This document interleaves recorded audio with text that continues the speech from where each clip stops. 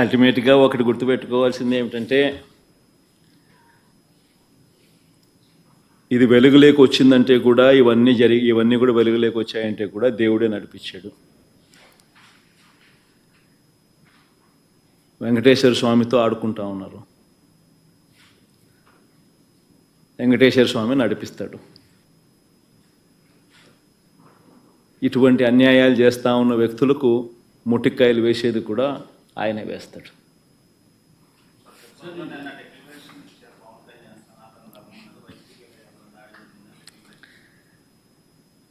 సనాతన ధర్మం అంటే ఈ మనిషికి తెలుసా? ఫస్ట్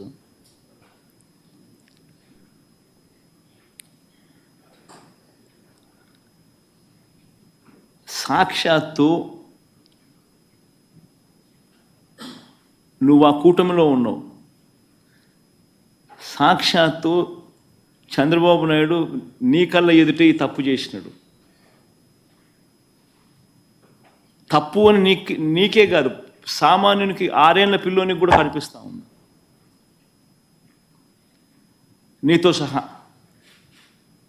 మరి నీ కళ్ళ ఎదుటే కనిపిస్తూ ఉన్నప్పుడు, నీ కళ్ళ ఎదుటే వెంకటేశ్వర స్వామి ప్రతిష్టను తగ్గిస్తూ, వెంకటేశ్వర స్వామి లడ్డు విశిష్టతను తగ్గిస్తూ, కావాలని దుర్బుద్ధితో రాజకీయాలతో రాజకీయ లబ్ధి పొందేందుకు ఇన్ని కోట్ల మంది వెంకటేశ్వర స్వామి భక్తుల మనసుల్లో ఒక అనుమానం క్రియేట్ చేయడం, దానివల్ల అపవిత్రత తిరుమల తిరుపతి దేవస్థానానికి, తిరుపతి లడ్డు విశిష్టతకు తగ్గిస్తూ జరిగినప్పుడు, అందులో నువ్వు కూడా భాగమై, నువ్వు కూడా అది అబద్ధమని తెలిసి, నువ్వు కూడా ఆ అబద్ధానికి రెక్కలు కట్టి, నువ్వు కూడా అదే దుష్ప్రచారాన్ని చేయడంలో నువ్వే అడుగులు ముందుకు వేస్తూ ఉన్నప్పుడు, ఎక్కడ సనాతన ధర్మం గురించి నువ్వు మాట్లాడతారు? కరెక్టేనా మనం చేసేది? ఏదైనా కానీ తప్పు చేసినప్పుడు ఆ తప్పును మనం ఎత్తి చూపలేకపోతే, ఆ తప్పును గుడ్డిగా సమర్థించడం మొదలుపెడితే, అందులో దేవుని విషయంలో సనాతన ధర్మం అని చెప్పి మనం చెప్పుకోవడం ఎంత మటుకు ధర్మం?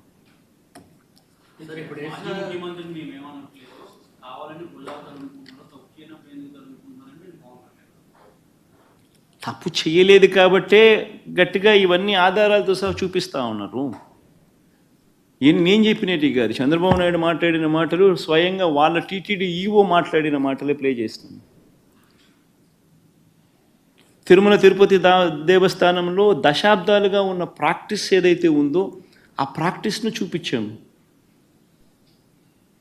ఒక రోబస్ట్ ప్రక్రియ తిరుమల తిరుపతి దేవస్థానంలో ఉంది అన్నది మనం గొప్పగా చెప్పుకోవాల్సింది పోయి,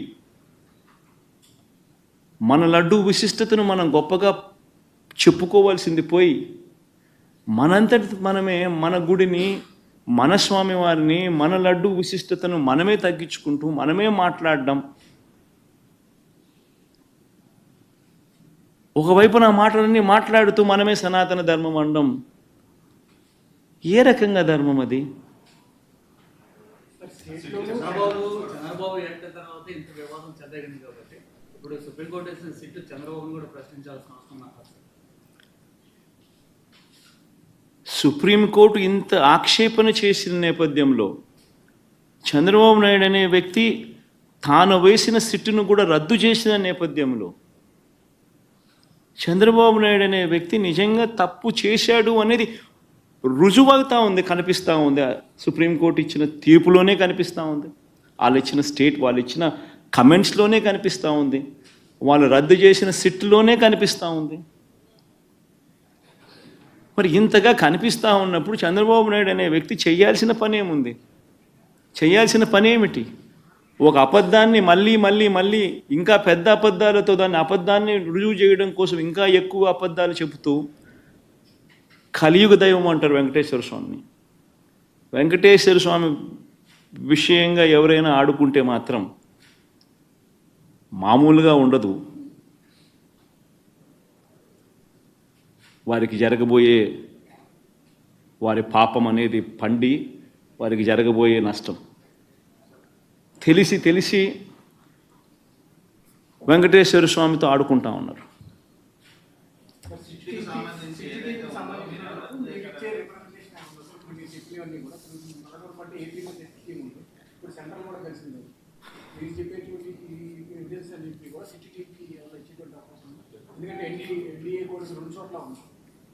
ఈ సుప్రీంకోర్టు అబ్జర్వేషన్సే ఈ మాదిరిగా చేసినప్పుడు టీటీడీ ఈఓ ఆన్ రికార్డ్ ఈ మాటలన్నీ చెప్పినప్పుడు అవన్నీ ఆధారాలతో సహా రికార్డ్ అయి ఉన్నప్పుడు టీటీడీలో ఈ మాదిరిగా శాంపుల్స్ కలెక్షన్ అనేది ప్రతి ట్యాంకర్కు చేస్తూ ఉన్న ప్రక్రియ దశాబ్దాలుగా జరుగుతూ ఉన్నప్పుడు అసలు వాస్తవం చెప్పాలంటే దీనికి సిట్టు అవసరం లేదు, బిట్టు అవసరం లేదు, ఇంకోటి అవసరం లేదు. కంటి క్లియర్ కట్గా కనపడతా ఉంది అసలు ఏమీ జరగలేదని. ఏమీ జరగకపోయినా ఏదో జరిగింది అని చెప్పి వీళ్ళందరూ ఏదో దాన్ని ఏదో చూపించే ప్రయత్నం, వీళ్ళు ఏదో చేసే ప్రయత్నం వీళ్ళే చేస్తూ ఉన్నారు. అలా ఏమీ జరగలేదు అని చెప్పే కార్యక్రమం వీళ్ళంతా కలిసికట్టుగా ఇవే చూసి ఇవే మాట్లాడి ఇవే చూసి ఇవే చెప్పాలి. అంతే కదా జరగాల్సిందే. ఏమీ జరగకపోయినా కానీ జరిగింది అని ఒక అబద్ధాన్ని రెక్కలు కట్టించి దాన్ని అబద్ధం జరిగింది జరిగింది జరిగింది అని చెప్పి దాన్ని ప్రమోట్ చేయడానికి ప్రయత్నం చేస్తూ ఉన్నారు. అసలు ఏం జరిగింది ఏం జరగలేదు అని చెప్పి చెప్పడానికి ఇవన్నీ కూడా ఆధారాలన్నీ ఒకటి ఆధారాలన్నీ కూడా చూపిస్తూ ఉన్నారు. చూపించడం జరిగింది, ఇవన్నీ చూస్తూ ఉన్నారు, కనిపిస్తూ ఉన్నాయి. దీంట్లో ఏం చేస్తారు వచ్చి ఎవరైనా కానీ వచ్చి ఏ అధికారులైనా వచ్చి ఏం చేస్తారు? అంటిల్ అండ్ అన్లెస్ రాజకీయ స్వార్థం కోసం ఇలా వీళ్ళు కూడా ఒక తప్పుడు రిపోర్టు తయారు చేసి ఒక తప్పుడు ప్రచారం చేసి దానివల్ల ఏమవుతుంది? వెంకటేశ్వర స్వామి కోపం వీళ్ళ మీద కూడా వస్తుంది ఎవరైతే తప్పు చేస్తారో.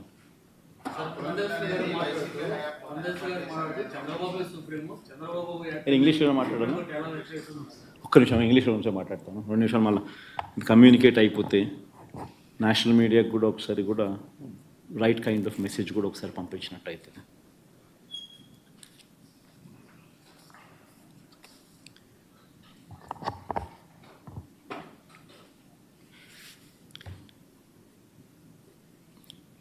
If one were to see both the judgments delivered by Supreme Court, one on Monday, dated 30th, and the other today. And also, if one were to observe the comments which were made by the Supreme Court judges, it is evident from these comments as well as the judgments also pronounced